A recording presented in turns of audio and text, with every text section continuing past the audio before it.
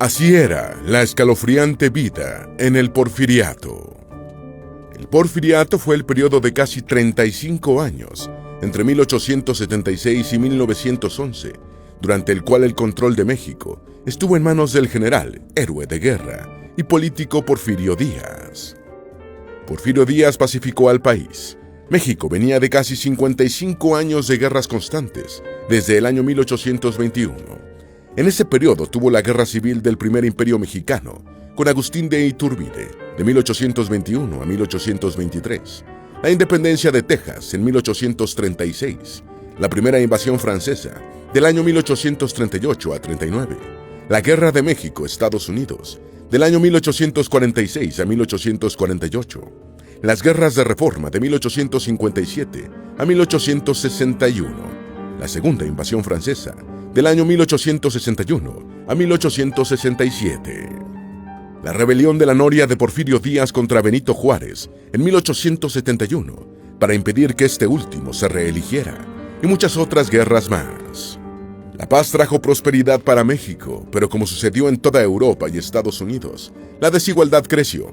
La década de 1900 era la época de Andrew Carnegie, John D. Rockefeller y J.P. Morgan en Estados Unidos, hombres con las fortunas más grandes de toda la historia, y con una población de Estados Unidos que en su mayoría vivía sin plomería en sus casas, ni carros ni teléfonos. La mitad de los niños de Estados Unidos vivían en pobreza absoluta, y los adolescentes no estudiaban, sino trabajaban en fábricas. 60% de la población de Estados Unidos vivía en áreas rurales.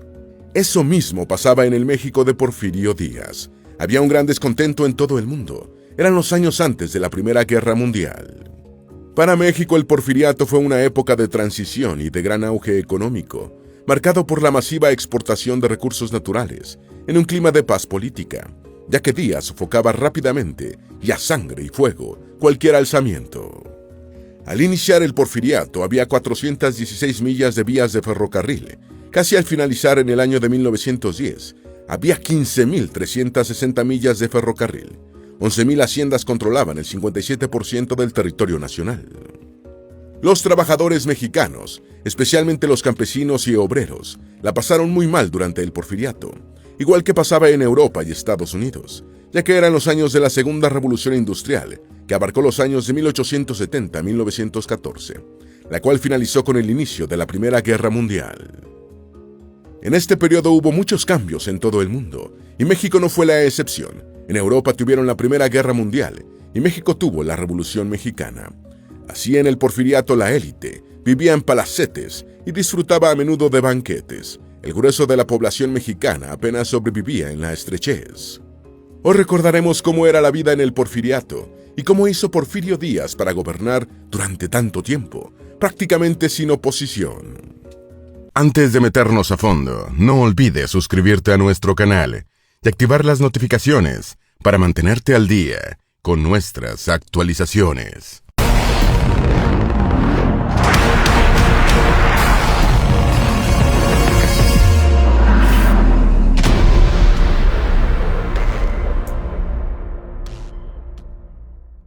Los 50 reyes del henequén.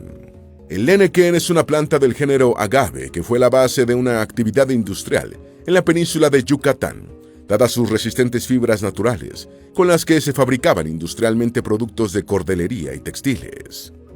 Aunque no ha desaparecido como actividad productiva, vivió su periodo industrial entre mediados del siglo XIX y la década de 1940, cuando la fibra natural empezó a ser sustituida por la sintética en la fabricación de cordeles. Yucatán fue el epicentro de las grandes haciendas de henequén mexicanas, que operaban bajo un régimen esclavista durante el Porfiriato. En su serie de artículos México Bárbaro, el periodista estadounidense John Kenneth Turner escribió: existen 50 reyes del henequén que viven en ricos palacios en Mérida, y muchos de ellos tienen casas en el extranjero. Viajan mucho, hablan varios idiomas y con sus familias constituyen una clase social muy cultivada. Todo Yucatán depende de estos reyes del henequén, pues dominan la política del Estado y poseen miles de esclavos, 8,000 indios yaquis, importados de Sonora, 3,000 chinos y entre 100 y 125,000 indígenas mayas, que antes poseían las tierras que ahora dominan los amos. ¿Cómo era la vida de la familia campesina en el Porfiriato? La clase campesina fue probablemente la más explotada y desfavorecida durante el Porfiriato. Los campesinos vivían atados a las propiedades de los hacendados, en una relación de dependencia casi absoluta, a través del sistema de las tiendas de raya para el abastecimiento de los productos básicos, que los mantenían en un constante estado deudor con sus patronos. La parentela era numerosa, con familias de muchos hermanos, casi siempre desnutridos y con otros problemas de salud que llevaban la expectativa de vida promedio a poco más de 40 años. Los padres y los hermanos mayores gastaban buena parte del ingreso en alcohol, lo que perpetuaba la situación de indefensión y precariedad de las mujeres y los niños. Muchas familias vivían en comunidades agrarias que propiciaban el hacinamiento familiar, en barracas, en las que carecían de los más elementales servicios básicos y de privacidad. Para evitar la promiscuidad, lo que no siempre era posible, los grupos humanos se separaban por sexo y edad. Los padres y los hermanos en edad de trabajar generalmente estaban faeneando en los campos, mientras que las mujeres y los niños trataban de ocupar áreas específicas. ¿Cómo era la vida de la mujer en el Porfiriato? El rol de la mujer en el Porfiriato era cuidar a los hijos, atender el hogar y guardarle fidelidad al marido, casi siempre recluida en la casa, ya que la actividad pública generalmente era un asunto de hombres. Se esperaba que las mujeres mantuvieran un comportamiento decoroso, cumpliendo con una serie de normas y pautas que destinaban su vida a los límites del hogar. La joven que aspiraba a un buen matrimonio debía ser educada, modesta, recatada y amable, además de virtuosa, no solo siéndolo, sino pareciéndolo. Una parte importante de su educación era en costura, confección y otras actividades con las que podía contribuir a la economía del hogar, por ejemplo, reciclando la ropa y el calzado de los hijos mayores entre los menores. Se esperaba que cocinara aceptablemente y que la comida estuviera lista en las horas acostumbradas por el hombre para sentarse a la mesa. En 1900 la tasa de analfabetismo masculino en México era de 56% entre los hombres y de 71% entre las mujeres. Ese casi 30% de mujeres que sabían leer y escribir, generalmente pertenecientes a las clases media y alta, tenían a su disposición publicaciones escritas por hombres en las que se remarcaba lo que se esperaba de ellas en la sociedad. La población del Porfiriato pasó de 9 a 15 millones en 30 años. El Porfiriato, llamado también con menor frecuencia porfirismo, fue el periodo de la historia mexicana transcurrido entre el 28 de noviembre de 1876 y el 25 de mayo del año 1911, en el que el gobierno de México estuvo bajo el control del político y militar de Porfirio Díaz. Díaz pacificó México disolviendo las rebeliones sin piedad y expandió la economía en alianza con los sectores poderosos de la época. Entre 1880 y 1910, la población mexicana creció de 9 a 15 millones de habitantes, después del retroceso o estancamiento poblacional verificado durante la Guerra de Independencia y décadas posteriores. Durante el Porfiriato, cientos de miles de personas se desplazaron desde el interior de México hacia las costas, el noroeste y la frontera con Estados Unidos, y la economía mexicana pasó de un sistema de agentes económicos fraccionados y de vocación local a un tejido empresarial de alcance nacional, relacionado con el mercado mundial. El continuo crecimiento económico se basó en las exportaciones de recursos naturales, con alta participación del capital extranjero, apoyado por una mano de obra barata. ¿Quiénes eran las familias más ricas y qué negocios tenían? Entre las familias más ricas del Porfiriato estuvieron la Braniff Ricard, la Alanda y Escandón, la Sáenz Calderón, la Cusi y la García Pimentel. El matrimonio estadounidense formado por Thomas Braniff y Lorenza Ricard llegó a México en 1865. Thomas Braniff vino para trabajar en el ferrocarril y realizó algunas inversiones, llegando a ser un acaudalado banquero. Guillermo Landa y Escandón estaba bien conectado con Porfirio Díaz y fue gobernador del Distrito Federal en el año 1900, y los matrimonios de sus 8 hijos le permitieron emparentar con otras connotadas familias relacionadas con el Porfiriato. Los hermanos Clemente, Patricio, Manuel, Dolores y María Sanz Calderón quedaron huérfanos a temprana edad, pero heredaron varias fincas pulqueras en el estado de Tlaxcala, así como pulquerías en el Distrito Federal y otras ciudades mexicanas, que los convirtieron en una de las familias más ricas de México. El italiano Dante Cusi llegó a México a comienzos del siglo XX y se afincó en Michoacán, donde compró tierras y haciendas y fundó el poblado de Nueva Italia, que después se convertiría en la ciudad del mismo nombre. En sus haciendas, Cusi producía algodón, melones, arroz, maíz y limones. Fue un pionero en la experimentación para aclimatar el limón al ambiente michoacano. Luis García Pimentel hizo fortuna con sus haciendas de Morelos, en las que agasajaba a la flor innata del porfiriato. ¿Cómo era la vida de los trabajadores? Los trabajadores mexicanos llevaron una vida dura durante el porfiriato, ya que las exportaciones mexicanas se basaban en la mano de obra barata. La principal fuente de ingresos de la República era la explotación de sus recursos naturales como el petróleo, los metales preciosos, el cobre y el zinc. Los trabajadores devengaban ingresos de subsistencia en jornadas de hasta 12 y 14 horas diarias, y con frecuencia tenían que desplazarse de un lugar a otro por la propia naturaleza de las empresas en las que laboraban. La construcción de carreteras, puertos y vías férreas para el sistema ferrocarrilero crearon gran cantidad de puestos de trabajo de baja remuneración. El capital extranjero dominaba casi en su totalidad la minería, la explotación petrolera, la explotación forestal, los ferrocarriles y la banca. En paralelo a la actividad industrial y de servicios, la agricultura fue uno de los pilares económicos del porfiriato. La política agrícola durante los sucesivos gobiernos de Porfirio Díaz se concentró en facilitar la acumulación de tierras por parte de unos pocos empresarios y el desarrollo de enclaves de exportación con una masa trabajadora peor pagada que en los demás sectores de la economía. ¿Cómo funcionaban las tiendas de raya? Las tiendas de raya eran establecimientos de crédito para el abastecimiento de los productos básicos, situados en las haciendas o junto a las fábricas, en las que los obreros y campesinos estaban obligados a comprar. En México fueron bautizadas como tiendas de raya porque casi todos los obreros y campesinos eran analfabetos y carecían de firmas autógrafas, por lo que firmaban marcando un trazo. Los asalariados pagaban su deuda en la tienda de raya cuando cobraban sus jornales, que a menudo no alcanzaban para cubrir lo adeudado, perpetuando la relación de dependencia. Las tiendas de raya mexicanas vivieron su apogeo durante el porfiriato, después de que Porfirio Díaz otorgó amplias concesiones a hacendados y empresarios mexicanos y extranjeros para explotar los recursos naturales en lugares generalmente carentes de infraestructura urbana y tiendas de abastecimiento. Las tiendas de raya surgieron en Estados Unidos, Inglaterra, Francia y otros países, en circunstancias similares a las mexicanas, generalmente como propiedad del mismo empleador. Su principal oferta estaba formada por comestibles, ropa y calzado barato, aguardiente y tabaco. La clase media en el porfiriato. La expansión económica que se produjo durante el porfiriato dio origen a la clase media mexicana.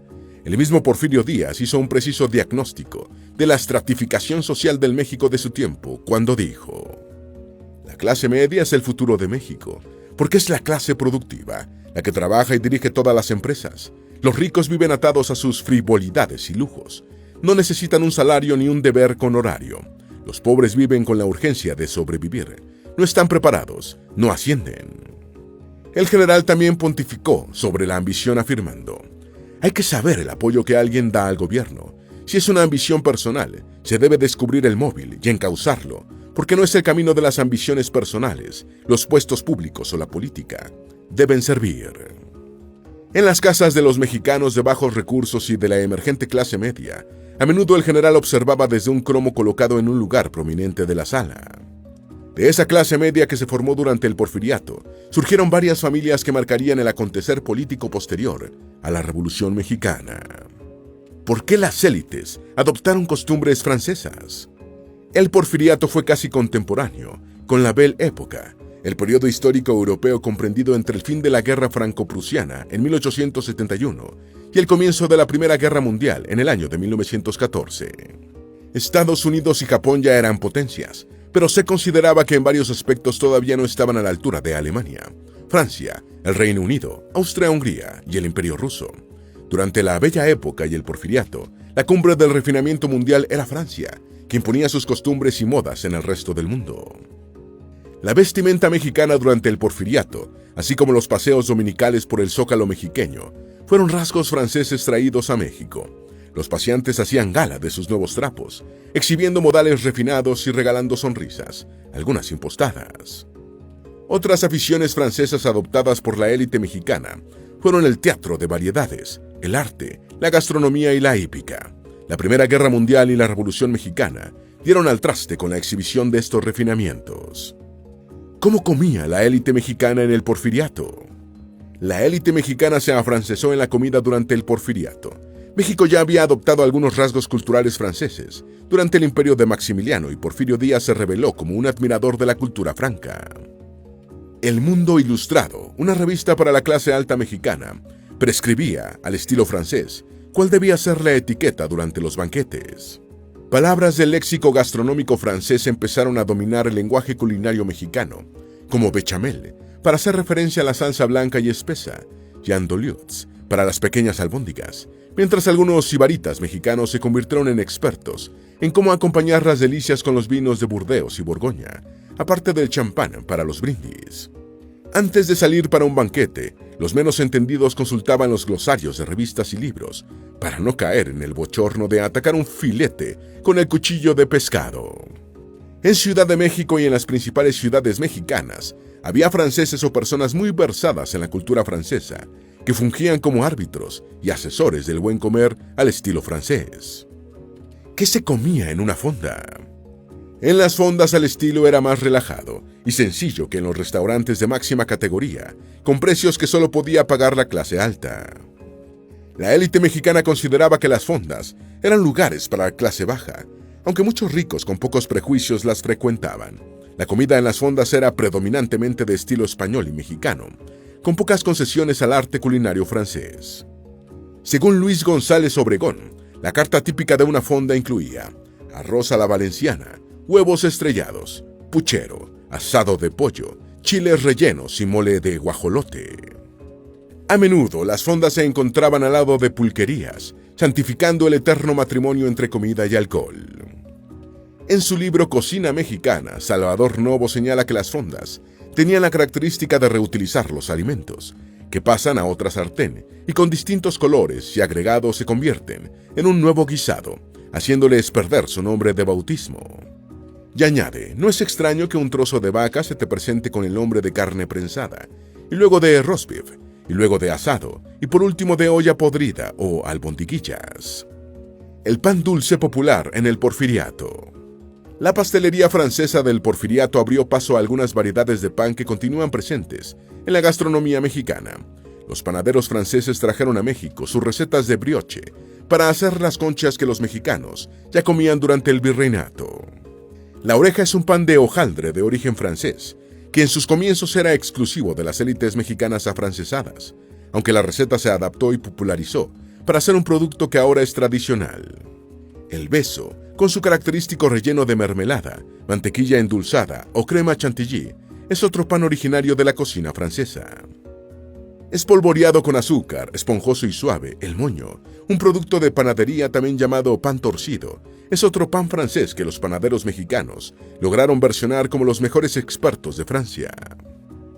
En principio estaba relleno de mermelada de chabacano, piña o fresa, o de chocolate, pero los panaderos aztecas decidieron que usando solo azúcar, el pan potenciaba su sabor, adquiriendo una personalidad más definida. La educación en el Porfiriato. Antes de Díaz, Benito Juárez se interesó en fortalecer la educación de los mexicanos, y durante el Porfiriato se rescataron algunas políticas educacionales del líder reformista y liberal.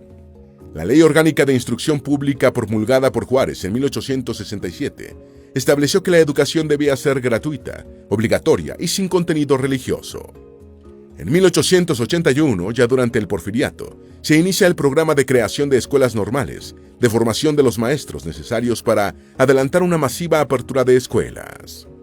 El ministro de Justicia e Instrucción entre 1882 y 1901, Joaquín Barrada, asistido por intelectuales, pedagogos y maestros, formuló un proyecto para renovar la estrategia educativa del Porfiriato. Este trabajo fue la base de la Ley de Instrucción Obligatoria de 1888.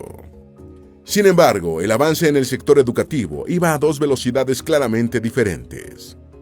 Mientras en Ciudad de México y demás urbes mexicanas se abrían escuelas suficientes para cubrir la creciente demanda educativa, en el medio rural, la infraestructura educativa era deficitaria y precaria. Esto constituía un enorme hándicap, ya que en el año de 1900, el 75% de la población mexicana era rural. ¿Quién fue el ladrón más famoso del Porfiriato? El Porfiriato fue época de bandidos y salteadores de caminos, y ninguno creó tanta fama como José de Jesús Negrete Medina, mejor conocido como el Tigre de Santa Julia. Negrete nació en Cuerámaro, Guanajuato, en 1873, y en 1895 ingresó al ejército, en el que alcanzó el grado de sargento segundo. Pidió la baja y se trasladó a Ciudad de México, instalándose en el antiguo barrio de Santa Julia. Se hizo popular en México por dos cosas: por sus correrías, que eran descritas en el diario El Imparcial, y por la forma como fue capturado. El 28 de mayo de 1900, el Tigre de Santa Julia sintió el llamado ineludible de los intestinos y se agachó a defecar en una nopalera, momento en el que fue aprehendido indefenso. Desde entonces se hizo popular en México la expresión "lo agarraron como al Tigre de Santa Julia", para hacer referencia a alguien que es atrapado mientras hace algo prosaico y alejado de su actividad habitual. A pesar de los esfuerzos de su abogado, fue fusilado el 22 de diciembre de 1910, a los 37 años de edad. ¿Cómo se divertía la gente en el Porfiriato? El Porfiriato fue una época de estabilidad política de la que México había carecido en varias décadas, lo que llevó a la población a disfrutar de varias formas de entretenimiento, en la medida que surgieron nuevos modos de esparcimiento, como los deportes. La Liga Mexicana de Fútbol fue inaugurada en 1902, y otros entretenimientos eran los circos, los espectáculos con animales, las corridas de toros, el teatro, los espectáculos musicales, y hacia el final del Porfiriato, el cine mudo. El propio Porfirio Díaz dijo sobre los mexicanos: están contentos con comer desordenadamente antojitos, levantarse tarde, ser empleados públicos con padrinos de influencia, asistir a su trabajo sin puntualidad, enfermarse con frecuencia y obtener licencias con goce de sueldo, no faltar a las corridas de toros, divertirse sin cesar, casarse muy joven y tener hijos a pasto, gastar más de lo que ganan y endeudarse con los usureros para hacer posadas y fiestas onomásticas. El payaso Ricardo Bell del Porfiriato. Richard Bell Guest, más conocido como Ricardo Bell, fue un londinense que vivió en México y destacó como empresario de circo y payaso. Actuó por primera vez en México en 1869 y gracias a su talento se convirtió en la principal atracción del circo Horrín, llegando a ser su socio. Bell cambió la estética habitual del payaso cara blanca por una más llamativa basada en el modelo de Pierrot de la comedia italiana. Cuando cerró el circo Horrín, en 1906, el inglés fundó el Gran Circo Ricardo Bell, en el que actuaba junto a sus 13 hijos, cada uno desarrollando su propia conexión con el público. Según relatan las crónicas de la época, con su circo, Bell ganó fama y reconocimiento nacional en México. En 1911, debido a las turbulencias de la Revolución Mexicana, Bell partió con su familia hacia Inglaterra, vía Estados Unidos. En Nueva York, supo cómo su casa había sido ocupada por los revolucionarios, y poco después murió en la Gran Manzana, el 12 de marzo de 1911. La electricidad en el Porfiriato. La primera planta termoeléctrica mexicana para la generación de electricidad fue instalada en León, Guanajuato, en 1879, para abastecer a una empresa del sector textil.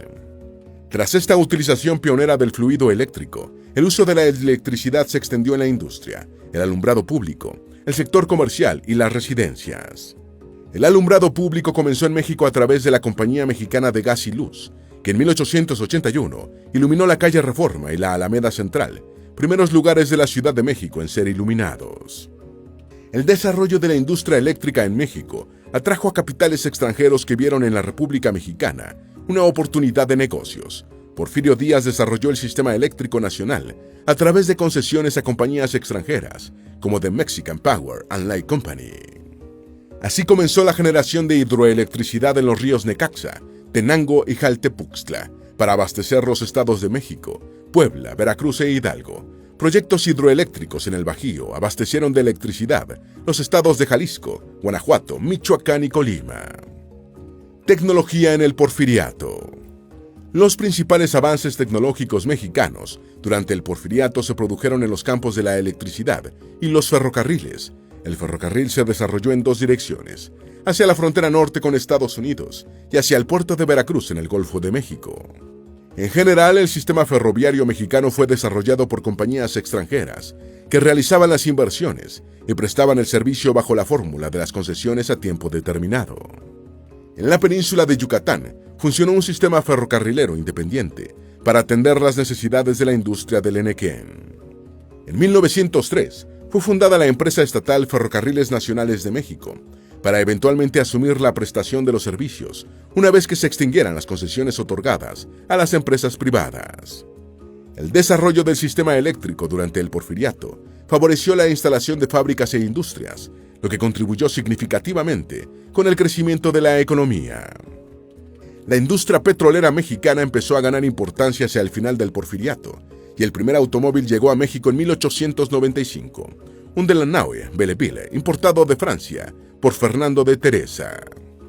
Otras innovaciones tecnológicas que llegaron a México durante el Porfiriato fueron la cámara fotográfica y el teléfono.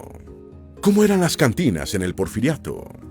Si bien el gobierno de Porfirio Díaz utilizó un discurso contra el alcoholismo, las cantinas proliferaron durante el Porfiriato.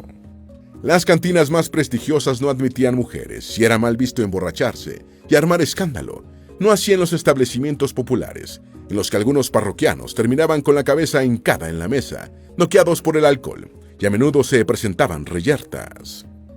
Durante el Porfiriato se desarrolló la industria cervecera mexicana, y además el país importaba cerveza, lo que sumó un producto de bajo costo a la lista de bebidas populares, que integraban el tequila, el mezcal y el pulque. En las cantinas para gente acaudalada se servían vinos franceses, bebidas importadas y una amplia variedad de cócteles. Las cantinas populares también eran utilizadas para juegos de naipes y dominó, apostando el consumo de las bebidas o dinero en efectivo. La dinámica de muchas cantinas no ha cambiado y se siguen sirviendo botanas pagando solo las bebidas consumidas. ¿Qué bebidas alcohólicas se consumían? El impulso modernizador que vivió México durante el Porfiriato se reflejó en el consumo de bebidas alcohólicas. Como en la alta sociedad la comida extranjera, especialmente la francesa, era la norma, se consumían champán, vinos y coñac como bebidas acompañantes. Las entradas y el pescado eran acompañados con vinos blancos, mientras que los platos más fuertes, como la carne, eran marinados con vinos rojos. Los postres generalmente se acompañaban con champán. En los sectores populares, el comienzo del siglo XX marcó el inicio de la edad de oro de la producción de pulque. Durante el Porfiriato también empezó a incrementarse el consumo de tequila, que se masificó después de la Revolución Mexicana. El sistema ferrocarrilero impulsó el desarrollo de la industria cervecera, que hasta entonces había tenido una producción de pequeña escala para consumo local. Sin embargo, al comienzo del Porfiriato los mexicanos consumían principalmente cerveza importada, procedente en su mayor parte de Estados Unidos. Entre 1885 y 1895, los salarios agrícolas aumentaron 25%. De 1895 a 1910, disminuyen en 17%. A comienzos del Porfiriato, la agricultura era el sostén de más de las 2/3 partes de la población mexicana. La división del trabajo iba en progreso, y mientras algunas regiones evolucionaban positivamente, otras declinaban. La desigualdad entre ricos y pobres era evidente, así como entre regiones y provincias. Estas diferencias se estaban agudizando cuando el siglo XIX dio paso al XX. México sostenía su expansión económica en sus exportaciones, en las que el sector agrícola tenía un peso importante, pero los salarios en el campo se estancaron y luego empezaron a caer. Desde 1885 hasta 1895, los salarios de los trabajadores agrícolas se habían incrementado en un 25%, pero entre 1895 y 1910 sufrieron una drástica caída del 17%. La industria, que había arruinado a parte del sector artesanal, no podía absorber a los trabajadores que cada año se incorporaban al mercado de trabajo, y ese fue el inicio de la masiva emigración hacia Estados Unidos. La producción agrícola de Sonora, de Sinaloa y de Chihuahua desciende 40%, mientras que la del centro aumenta ligeramente. En el año 1900 en México había varias realidades agrícolas. El norte y el área del Golfo en general progresaban, mientras el centro y el sur, con la mayor parte de la población, iban rezagados. Se trató de una tendencia de largo plazo que tenía sus accidentes y coyunturas en periodos más cortos. Durante la primera década del siglo XX, la producción agrícola cayó en un 40%, en el vasto territorio norteño formado por Sonora, Chihuahua y Sinaloa. Este agudo descontento en el noroeste estuvo detrás del inicio de la Revolución Mexicana. La producción agrícola de la región central aumentó levemente, lo que resultó positivo para el abastecimiento nacional, pero no se reflejó en el mantenimiento del nivel de vida de los trabajadores del campo por el descenso en los salarios. En 1910, de 15 millones de mexicanos, 11 millones son campesinos. En 1910, penúltimo año del Porfiriato, de los 15 millones de mexicanos, 11 millones viven en las áreas rurales y los campesinos integran el 64% de la población económicamente activa, casi 2 de cada 3 trabajadores. De esta forma, el largo Porfiriato, que fue una época de crecimiento demográfico y económico, empieza a desvanecerse en medio de un profundo estancamiento de la agricultura. La combinación de acontecimientos determina que cuando detona la crisis política de 1910, el gobierno esté sumido en un clima de una grave problemática agraria por el progresivo empeoramiento del nivel de vida de los campesinos. En medio de una bonanza económica, el Porfiriato no había sabido o no había querido darles un rol más digno a los campesinos mexicanos, y ahora estaban a las puertas de protagonizar el que sería el acontecimiento político más importante para la nación en el siglo XX. El campesino indígena y el campesino que habla español. En ciertos aspectos, el siglo XIX, que había sido peor para los campesinos mexicanos que el periodo colonial, concluye con una diferenciación incluso más acentuada entre el campesinado mestizo tradicional y el indígena. Los campesinos indios o son bilingües o solo hablan su lengua aborigen y viven en comunidades alejadas del concepto de Estado-nación, pero no de los caciques, los hacendados y los comerciantes. Los campesinos mestizos tienen el español como única lengua, están más integrados a la nación y participan más activamente en el mercado nacional.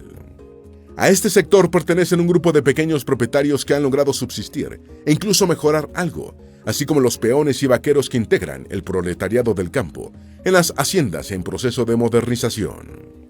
La inmensidad territorial aumenta la división. El norte, donde el mestizaje ha sido inexistente o mucho menor, alberga latifundios más grandes que provincias. Los campesinos libres. Son los pequeños propietarios que cuentan con menos de 10 hectáreas. En estados como Guerrero, Oaxaca, Veracruz, Michoacán, Jalisco, Tlaxcala y Morelos, y partes de México y Puebla, no eran raras las comunidades que habían conservado sus tierras, como una herencia española e incluso prehispánica. En 1910, cerca de un 40% de esos comuneros habían logrado resistir al acoso de las haciendas y del nuevo estilo de agricultura. Pertenecen sobre todo a zonas montañosas indígenas del centro y el sur. A los comuneros deben sumarse unos 600,000 propietarios, de los cuales cerca de un 25% son dueños de menos de 1 hectárea y el 60% está por debajo de 5. Es destacable que la cantidad de estos pequeños propietarios se incrementó entre 1895 y 1910, y no solamente por el proceso de fraccionamiento de herencias. La parcería es la manera más frecuente de acceder a la tierra. Muchos campesinos sin tierra evitan trabajar de peones y arriendan tierras a los hacendados, que a menudo tienen de sobra. ¿Qué era la hacienda? Desde el siglo XVII hasta mediados del siglo XX, las haciendas fueron las principales unidades de producción en el campo mexicano y las grandes protagonistas de la problemática agraria. Las haciendas permeaban todos los aspectos de la vida rural, y es necesario distinguir entre los grandes latifundios tradicionales, mal trabajados e improductivos, y las fincas modernas que han contribuido al desarrollo económico del país. Desde el Porfiriato, las haciendas tradicionales entraron en retirada, socavadas por la modernización en el trabajo de la tierra. En los inmensos estados semiáridos y poco poblados del norte de la República, como Sonora y Chihuahua, los hacendados administran imperios ganaderos con un valor ínfimo para cada hectárea. En el centro nacional, más fértil y poblado, las haciendas son de menor tamaño, pero con valor de la tierra más elevado. Las 4 clases de trabajadores en las haciendas. La población de trabajadores de las haciendas usualmente estaba formada por 4 categorías.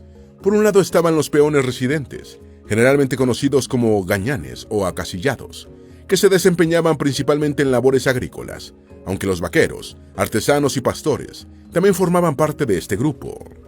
Una segunda categoría era la de los trabajadores ocasionales, que trabajaban por temporadas, por ejemplo, durante la preparación de la tierra y en las cosechas.